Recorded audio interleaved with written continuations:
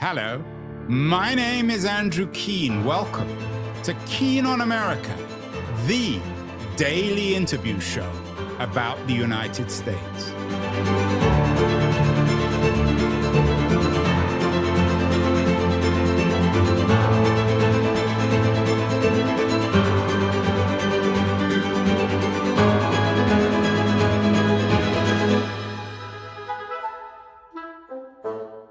Hello, everybody. A couple of weeks ago, an article came out in The Atlantic by an old friend of the show, Jonathan Rauch. He announced that, yes, it's fascism. Big picture of Donald Trump.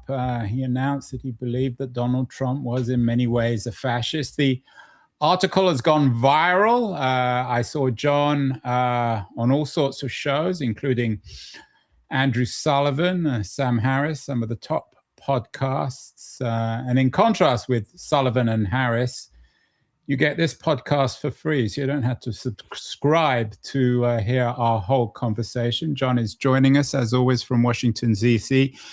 John, were you surprised with the response to this article? Did you expect it to be as popular? My sense from listening both to the Sullivan and the Harris shows was that they were really pleased with this article. It was almost as if you were legitimizing their thinking. Yeah, Andrew Sullivan said exactly that. I thought it might get a readership. I was right about that. I thought it would be controversial. I was wrong about that. I have yet to see a single substantial article that has argued with it in any substantive way. You know, there have been a couple of ha-has on social media, but apparently the proposition that Donald Trump is a fascist in a very real sense, a documentable sense, went almost overnight from being far-fetched to being uncontroversial, apparently. I actually perhaps will be your first critic. I don't agree. Maybe we can get into the conversation. But before we start, lay out your arguments. Why, in your view, is Trump a fascist? I was one of those people like you, Andrew, and like so many others who thought the term fascism should be avoided because, first of all, it's been defined and misdefined and overextended and stretched beyond all recognition by progressives who call you a fascist if you oppose affirmative action or abortion. Second, because I thought it was likely to pointlessly alienate the people who voted for Trump, but who were not convinced he was a fascist and who are not themselves by any stretch of the imagination fascists. And third, because I just thought there was too much about Trump that just didn't fit. I went with, in a book I wrote last year, I went with the term semi-fascist, which Joe Biden actually used in a speech. And the reason I went with that is that I went down a list of items, characteristics that are often associated with fascism. And Trump met about half of them, but he didn't meet the other half. You know, he wasn't invading other countries, for example. And so I thought the term just didn't fit. And the events of the last few weeks and months convinced me that I was wrong because he was ticking so many of those boxes. So I sat down, I made a list. I came up with 18 characteristics that are all frequently found in fascism, and all of which are inconsistent with liberal democracy. And there they all were. And at that point, I decided it's just perverse to withhold the label for what someone just seems to be. My biggest problem is that you seem to, if not confuse, gloss over the difference between fascism and authoritarianism. You bring up Franco, for example, who wasn't a fascist, who never got on well with Hitler, was very different from Mussolini. What for you is a fascist, and how would you distinguish a fascist from a traditional authoritarian like Franco and so many other political leaders in human history? Well, or for that matter, from a patrimonialist, which I think... Right, and we've done shows on patrimonialism. Yeah. The book on patrimonialism was authored by our friends Steve Hatz and Jeff Kopstein, who's also been on the show. Yes, and who are correct about that. I think Trump's being a patrimonialist is literally uncontroversial. He just clearly is one. Fascism is, well, I should say, I am not a leading scholar on this subject, but fascism is not a well-defined idea. It was incoherent from the start. People who called themselves fascists were very different. Hitler, Mussolini, very different. Hitler wound up having contempt for Mussolini. My understanding is that Franco did self-define as a fascist. I think Orwell certainly thought of him that way. I think Imperial Japan was probably a form of fascism, but I don't want to, my goal is not to get hung up on particular taxonomies of the early to mid 20th century. What I tried to do is look at characteristics which we associated with the particular form of authoritarianism that we identify with fascists. For instance, the philosophy, the political theory of Carl Schmitt, for example, the idea that we in a society, we don't have political adversaries, we have enemies, and you've got to crush them, which we saw emerge under Trump. The territorial ambitions, which we saw emerge under Trump, the explicit embrace of might is right, the kind of nihilistic, fascistic idea that if you're strong, you do what you get away with, and the weak suffer what they must. So all of these, it seemed to me, and others on the list, give a sense of ideological directionality to this administration, which I had not seen before. You mentioned Orwell, you bring him up in the book, and Sullivan is a big fan of Orwell. He wrote, of course, his famous essay, Politics in the English Language, in which he argued the word fascism, and I think he was writing this in 1946, I think. The word fascism has now no meaning except insofar as it signifies something not desirable. You talked about that, John, and obviously that's still true. But shouldn't we be situated? I mean, the word fascist was invented by Mussolini. It came out of a specific moment in European and world history. It came after the First World War. And if you turn it into this generic term, it loses any kind of real meaning. Well, I'd agree with that if I were using it as a generic term, but I think I'm using it in reference to 18 specific items which align with what I think a lot of people today would identify as fascism. The dual state, which we saw under Nazism. I already mentioned Schmitt. I mentioned the idea that might is right and the strong take what they like. We could go through this list. Sam Harris did. Although again, the point is, I think it becomes a bit kind of nitpicky, but the idea of might is right is certainly not just an idea of fascism. I mean, you can go right back to the beginnings of Western philosophy on politics and power to find that. I mean, even Machiavelli suggests that sometimes. Certainly, Plato covers it.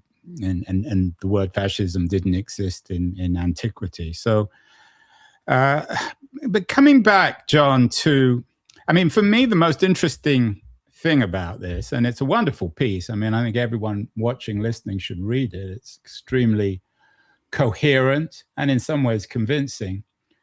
For me, the interesting thing about Trump is what makes him different from fascist. Although I agree with you that some of the features that you describe him as makes him like, I guess, a post, an interwar fascist. But the two things that come to mind that make him unlike a fascist or make this moment unlike fascism in America is firstly the fact that fascism came out of this catastrophe of the First World War. And secondly, it was a movement of young people. And Mussolini and Hitler were young political leaders. The thing that seems to me about Trump is he's an old man. And this in some ways is a gerontocratic movement. How does the generational element play in here? Can old people be fascists? I suppose they can.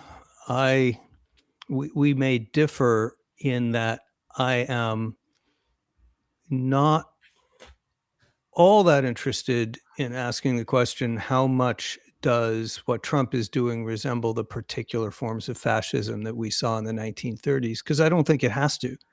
The question I'm interested in asking is, if you invent, if you take the core ideas of those regimes, the things that they tended to have in common, the dehumanization of the opponents, the military adventurism, and so forth, the things we're discussing, and you apply them in the 21st century in America, what would it look like? And I think it looks something like this. Yeah, Trump is old.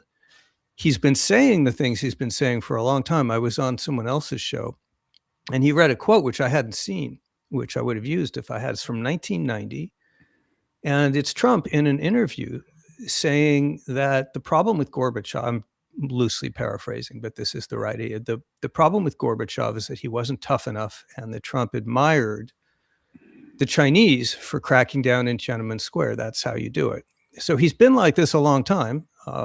I would point out that the people around him are not as old as he is. J.D. Vance, Stephen Miller, Russell Vogt, and others in that group, many of whom are the ones who are actually building this out into something more like an ideology. Yeah, I think the best example of a fascist in the administration is probably Miller. I'm not sure about Vogt. But coming back to this issue Yeah, of, I would say Vogt is not probably an ideological fascist, but he adopts coming back some to of this idea of a gerontocracy, Samuel Moyn, as I said, is coming out with a book about it. Can old people be fascist, John? I mean, the whole idea of fascism is a dynamic rejection of modernity, a love of speed, almost a very ambivalent attitude towards technology. I guess I'd have to say, since we're seeing those things from our president, we saw them in big, bold letters in Doge, for example, in the revolutionary language that they've employed, that Russell Vogt has employed, and that Chris Rufo has employed. I guess I have to say, apparently, old people can be fascist because that's what they're doing. You talk about blood and soil nationalism. Again, I mean, it goes without saying, I'm not a supporter of Trump, but I wonder whether a high-profile invasion, a day invasion of Venezuela, conforms to the kind of fascist militarism that Mussolini or Hitler were responsible for. I mean, Trump's foreign policy, his theatricality over Greenland, this odd chapter over Venezuela, it doesn't strike me as blood and soil nationalism. This is one of the factors that tipped me over into applying the term. And it is certainly not the first time by a long shot that the United States has thrown its weight around in the Western Hemisphere or anywhere else. Woodrow Wilson had Pancho Villa, chased Pancho Villa all over Mexico, among many other examples. What's different, and the reason that this got my attention, was Trump said, Venezuela, we want the oil. We're getting the oil. Rubio comes out, the Secretary of State, and says, no, there are a bunch of other reasons why we did this. We're interested in human rights, and Iran has a foothold down there, and this regime is supporting Cuba, and so forth. And Trump comes out and says, no, we want the oil. They're going to play ball. We'll get the oil. Greenland, they have land. We want the land. We're going to threaten them to take the land. He didn't in the end.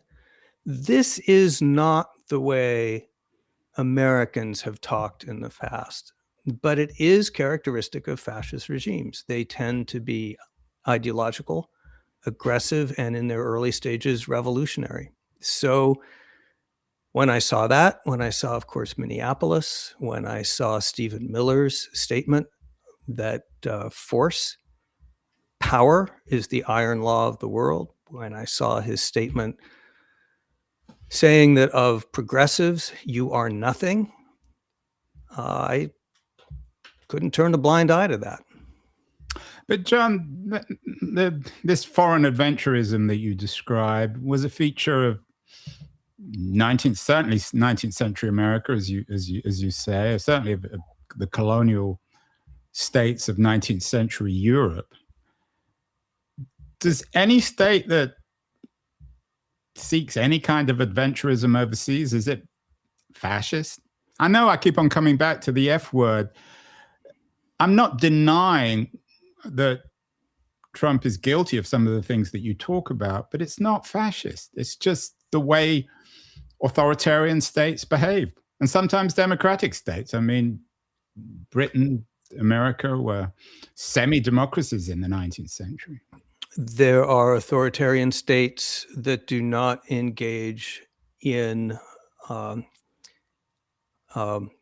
what's the word for when you call someone an animal, in that kind of rhetoric. There are authoritarian states that do not explicitly use coercion to take things from other countries.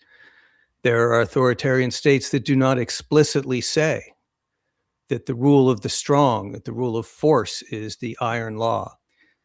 Many authoritarian states do, of course, have national paramilitary police forces, and many authoritarian, one could get tied up in knots all day debating, is this authoritarianism, is it fascist, is it patrimonialism? My method here is, I think it's a constellation. There's no textbook, yes, no bright line definition of fascism, because fascism itself is incoherent. But what you can do is recognize a whole constellation of characteristics. And if you see them all, that's when I'm willing to pull the trigger. Now, others may not be, but as I said, the surprise is I've seen very little pushback. And I think what we saw in Minnesota, tell me what you think, Andrew. I don't get the impression that this administration is embarrassed about being identified as fascistic. They're not going to use the term themselves for obvious reasons. But I think they made very obvious in Minneapolis and in Stephen Miller's statement and in threatening an ally to try to get its land and so on. I don't think they're disguising who they are. I think they want us to know that. And I think the people who are actually squeamish about applying the term fascist are not on their side. They're on our side. And that's what I'd hope to change. I mean, I don't necessarily disagree with you about Miller, but again, I mean, he's just one figure in this administration. In the essay, you talk about mobs and street thugs. You talk about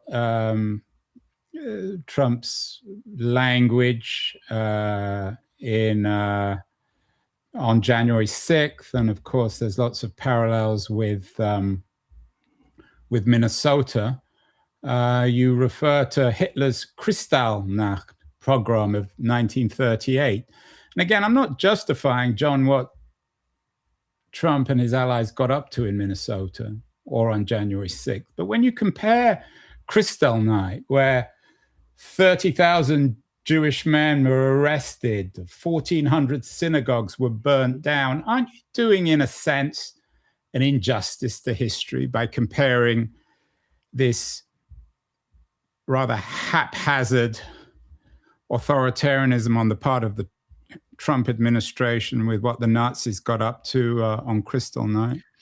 Yes, if I were saying that, I would be wrong. A point I make in the article, and perhaps should have emphasized even more by putting it at the top instead of the bottom, is that when I say that Trump is a fascist leader, or even that he's running in practice a fascist presidential administration, I am not saying that America has a fascist government or is a fascist country. And that is very different from Mussolini or Hitler, who moved quickly and decisively to seize all levers of power. That is not the case in America. Trump does not control the courts. He may defy them. He's already playing games with them, but he can't control them. That's become clear. He can't control the media. He's trying very hard. That's an important thing on this list. He's following the whole Orban playbook. He can't control the states. They're sovereign authorities under the Constitution. And he clearly can't control public opinion because it is tanking. For all those reasons, I think that he is already failing and will fail to turn America into a fascist country with a fascist government. So the point of my article is to alert us to who he is and what he's trying to do in hopes of being better prepared to prevent it. But yes, I think he will fail. You use a term, I think, later in the essay, you talk about American fascism, and I think that's a good term. I think that's a more helpful term than just the word fascism. I'm not convinced that that's the right way of going. What is it about America that lends itself to perhaps this 21st century version of fascism? You and I have talked in the past. You're a critic of postmodernism. Is there a fascist postmodernism that Trump seems to be peddling here? Yeah, well, that's an interesting question. Yeah, I wrote an article last year about the rise of the postmodern right. We talked about that on the show. Some people call it the woke right, but I think we both agreed we don't really like that term. And the postmodern has more to do with it. And this is kind of their nihilistic attitude toward truth and their deliberate trolling, their use of insults and cynicism, the kind of nothing, LOL, nothing matters mentality that they use to goad and neutralize their critics and so on. And we see, I guess, some elements of that in 1930s style fascism. You know, Hitler said somewhere in Mein Kampf, it doesn't matter if they mock us or laugh at us. All that matters is that they can't stop thinking about us. But yeah, you've got instrumentalities of the internet now, which of course you hadn't seen before.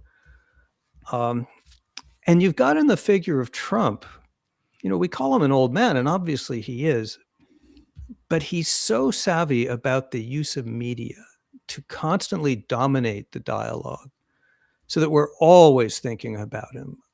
We can't get him out of our mind. One of the reasons I thought that it's useful to put him in a box and call it fascism is that it's so hard to keep track of all the things he's doing. We forget today what he did yesterday. Again, that makes it chaotic or postmodern or some sort of new ontology or new way of doing things. Obviously, it's bound up with the digital revolution, but there's nothing fascist about that. Well, I think the term fascism, which is, I think, what we're arguing about, the term fascism first helps people understand the larger picture of what he's doing, and second, to some extent, I think it will have predictive power. What his administration has been doing in Minneapolis is not something you do if you're interested in improving your popularity ratings in a democracy. I mean, we see that because their popularity is tanking for that very reason. They're even losing Republicans over it. Talking the way Stephen Miller talked at Charlie Kirk's memorial service, saying in the same place where Charlie Kirk's widow forgave the assassin, an extraordinary act of Christian forgiveness, Trump got up there and said, "I hate my enemies." And Stephen Miller said of the left, that whole half of the country, "You are nothing. You are wickedness." You don't do that to expand your coalition and win votes.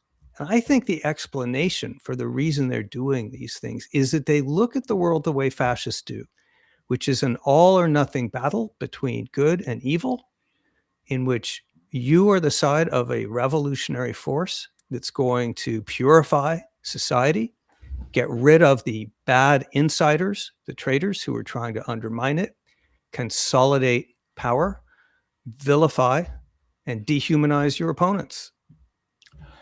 You mention in your argument, one of the 18 arguments you make is alternative facts. You've written extensively about it. You even have a book, The Constitution of Knowledge, which is an excellent analysis of this alternative facts reality, if that's the right word. You quote Orwell and Arendt But Arendt wrote a book not about fascism, but about totalitarianism, in which she covered both the communists, or the Stalinists at least, and the Nazis. Again, I know I might be being a little pedantic here or medieval in distinguishing these words, but might totalitarian be a better word, Arendt's word, than fascist, which Orwell didn't like and Arendt was ambivalent about, even though she herself was a refugee from fascist Germany? Yes, well, fascism, as we've said, is such a poorly defined term that it's yeah, hard but you're for the one anyone who's to know what they're using it. talking You're the about. one who has this essay called "Yes, It's Fascism." So yes, that's right. And then the way I go about that is not a crisp one sentence definition. It's a whole bunch of attributes, but I acknowledge it's fuzzy. So yes, you ask a smart question. Why not totalitarianism? And I think it's for the very reason I just gave. Totalitarians take control of the entire society, or at least they try to, and they succeed from top to bottom. I think maybe Trump, this is something I don't think I would have said a year ago when we were talking about patrimonialism, Andrew. I think back then I would have said Trump does not have those kinds of ambitions. I would have said he wants to get rich. He wants his family to get rich. He wants to show he can dominate the government and be the godfather. And those things are all true. But I think he would have said that he is not someone who wants to, for example, dominate our cultural institutions. Well, I've had to have even some second thoughts about that. When his name is going up on the Kennedy Center, for example, and when he wants to build a triumphal arch, larger than anything except, I guess, the Washington Monument. You could laugh at these things and say he's just a vain old man, but these do start to have some of those overtones. I think, as I said, he will fail. He will not be able to take over all the levers of power in our society, and thus history will say he was not a totalitarian, whatever he might have wanted to be. There's another argument, another way of looking at it, that suggests that all this quote unquote fascism, all this absurd language is an attempt by Trump and his people to change the subject. He always seems to be at his most absurd during a political crisis. There was an excellent piece, I'm not sure if you saw it, in the Wall Street Journal over the weekend. One generation runs the country, the next cashed in on crypto. It's by two Wall Street Journal reporters, Angus Berwick and Elliot Brown. I actually want to get them on the show, which explains how much money the Trump inner circle, the families of Trump and some of his associates, have made out of crypto. Could one make the argument, John? Maybe a Marxist would make the argument, or certainly someone who focused on economics, that all this quote unquote fascism was just a smokescreen to loot the country. Well, he's certainly doing a pretty good job of gathering the loot. And the loot is so much more meaningful for him as this real estate guy with an obsession with wealth than any of the other stuff. That's the very thing that I've come to question, Andrew. I was there 6 months ago. I thought, he'll make himself and his family rich, and he'll be incompetent and corrupt, and then he'll sack some important institutions, and some people will die of measles, but then we'll be done with him. And as I said, what's forced me to question that is the number of things he's done and that his administration have done, which don't make sense if you just want to be, a standard sort of looting, crooked politician, because they make him so much less popular. The things you do if you're an ideologue. And if what you're doing is you think you've got 4 years or maybe only 2 years, if you think the House might flip, in which you need to do as much as you possibly can to alter the social contract in America so that this becomes a country where U.S. citizens get pumped full of bullets on the street while they're lying face down and have been disarmed, and there's no investigation, and the government denied it happened. I'm exaggerating slightly. They now say they'll investigate. But they're not doing that to become popular, from which I reason they must be doing it because they think that's how the social contract should work. They have a degree of popularity. You note in the piece, I think this is quite right that you point out that there are differences between Trumpism and MAGA and classical European fascism. You note that mass rallies and public rituals, for example, don't exist in the Trump age. What's replacing them? You talk about MAGA's hyper-masculinity, misogyny, and co-option of Christianity, which are quite fascist. Where do we see the replacement? And I'm curious, I don't know the answer to this, because mass rallies and public rituals were central to both Mussolini and Hitler's versions of fascism. Is this on the internet? I would guess it is, yeah. I would guess that the internet's now a much cheaper and faster way to do that. You know, Trump did try to stage a military parade, and I think he probably imagined himself at the top of a grandstand with people marching by and saluting him instead of what he got. But I take your main point, and my guess, it's just a guess. It's really all it is. It's a conjecture. Is that social media is just a much better way to build your audience, to feed the message to the audience, to demand solidarity from the audience. You can do all those things online quickly and cheaply. He's a master at that, however old he may be. I don't know about very stable. He said he's a very stable genius. I don't know about stable, but he's some kind of genius, isn't he, when it comes to the use of those media? Marx famously wrote in his, and I think it was in response to the Paris Commune, that history repeats itself twice, first as tragedy, then as farce. And that seems to be something that somehow captures Trump in terms of fascism. If indeed you're right, I mean, the first version of fascism was truly tragic in the terrible death and suffering that the Nazis brought to the world. But there is something farcical about Trump. If you're right that he is a fascist, it's a farcical fascism. And in that essay by Marx, he writes about Napoleon III trying to be the uncle, trying to be Napoleon Bonaparte. So there seems to be something just ludicrous about this attempt, if you're right, to reinvent or reproduce fascism. You mean because Trump himself is so disorganized and because strange? He's so unconvinced. I mean, maybe you're right. Maybe in his heart, if he has a heart, he's a fascist. Maybe he believes some of the things he says. But as you note, he's been a failure. You correctly say in your essay that whilst he might be a fascist president, America isn't a fascist country. And if anything, I think it's less of a fascist country in February 2026 than it was in January 2025. So this is a farcical chapter in American history, John, isn't it? I don't know yet. I see this period as, I don't know if you remember high school physics and the idea of potential energy, and they'd show you a diagram of a ball, a We sphere. didn't study science in England. Hey, they show you a picture of a ball balanced on top of a hill or a sombrero-shaped curve.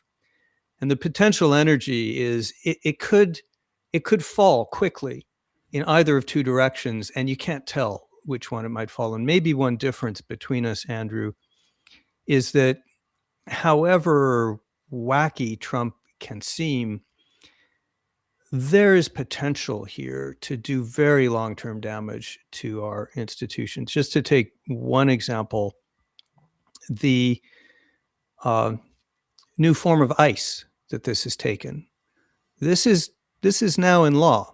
This is an agency that has already more than doubled its size and will increase it further, is already, I believe, the 15th largest military force in the world that is not accountable, as traditional police are, to ordinary limits of jurisdiction, that has been told that it has impunity.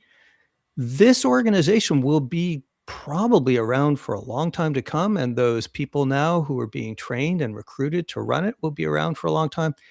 I talked to a person who used to work in the Homeland Security Department for Trump in the first term. And she's worried sick about this because she said this is going to be a problem for presidents for some time to come. You can't disband it, but what do you do with it? So the answer is, I have reluctantly come to take what's happening now as very serious. If you push me to the wall, I'm going to say at the end of the day, we'll still be a liberal democracy in 2029. And someone like J.D. Vance or even Tucker Carlson probably cannot carry on the way Trump has carried on. But I'm no longer all that confident in my prediction. Let's end by going back to history. As I said, for me, fascism, I mean, obviously it's a tragic period and all the rest of it, but it speaks of a moment in history after the First World War and a fundamental crisis of capitalism. How are we going to remember this period? You talked a little bit about Orban. We see the appearance of one kind of Trumpism or MAGA-style nationalism elsewhere in the world, from Russia, perhaps even China, Hungary, Italy, and so on. How are we going to remember this period, John, in terms of its triggers? Are we going to remember it as a crisis of capitalism, a crisis of technology? We don't have the First World War. So what is the great trauma of the 2020s that has generated this? We were chatting before we started the program that's such a big, important subject, maybe the subject of my next book. We're in this age, you can explain it better than I because you understand the technology. I'm convinced, as is Frank Fukuyama and many other people, a lot of what we're seeing is driven by technological changes that have reduced people's faith in institutions and increased, used algorithms to excite them. We're seeing a global backsliding, not just in the US. So we know it can't just be Trump. We're seeing global backsliding from liberal democracy. We're seeing electorates, which all over the world, again, this isn't the US alone. It's not just Trump, that are in a state of constant rebellion against whoever's in office. They seem to be almost impossible to please. This is a period that I have never lived anything through, a period when so many people in so many places were so unhappy with the governments that were in power and were willing to turn to so many alternatives that you and I think probably would have said would not have been viable even 10 or 15 years ago. And I can't explain that. And not all of it by any means is fascism. I'm certainly not making that claim. It's everything from higher prices to global mass migration to the decline of Christianity, the subject of my last book. A lot of stuff is going on there. In this article, I just want to say something simple, which is if you look at the stuff Trump is doing and you put it together in a big box, you either need to call it fascism or you need to invent a new word with more or less the same meaning. Yeah, I agree with that final statement. We need to invent a new word with more or less, but I would say it's the less rather than the more. Let's end up with Orwell, who understood this as much as anyone. And as I said, his wonderful essay, Politics in the English Language, suggested that when you have problems with language, you have problems with politics, and they go intimately together. What is writing this and the response, John, taught you about the relationship between language, our languaging, the English language, or that could be any language, and politics? It taught me, maybe this isn't a direct answer. We'll see what comes out of my mouth. One of the things that I picked up from Orwell, including the essay you mentioned, is the importance of naming things. Orwell is someone who does not want us to euphemize. Is that a word? Yeah, well, we know what you mean. Create euphemisms. Yes. He says the hardest thing, I paraphrase again, you'll know the quote, the hardest thing to see is often what's in front of one's nose. And this was an effort to name what I thought and think is in front of our nose. That's the whole exercise. And I guess I'm not sure if that's responsive to the specific question you asked, but it's how I think about what I'm trying at least to do here. So what we're trying to do is put words to describe what's in front of our nose, although we're not always sure. But John Rauch is always ahead of everybody else. His new essay in The Atlantic is a central reading. Yes, it's fascism. Brave man. I'm not sure I entirely agree, but I agree in part. I'm not sure he entirely agrees, but he certainly agrees in part. John, as always, pleasure, honor. Keep your important work. You are one of the loyal members of the opposition, and we go where you go. Thank you so much. And a loyal member of your audience. Hi, this is Andrew again. Thank you so much for listening or watching the show. If you enjoyed it, please subscribe. We're on Substack, YouTube, Apple, Spotify, all the platforms. And I'd be very curious as to your comments as well on what you think of the show, how it can be improved, and the kinds of guests that you would enjoy hearing or listening to in future. Thank you again.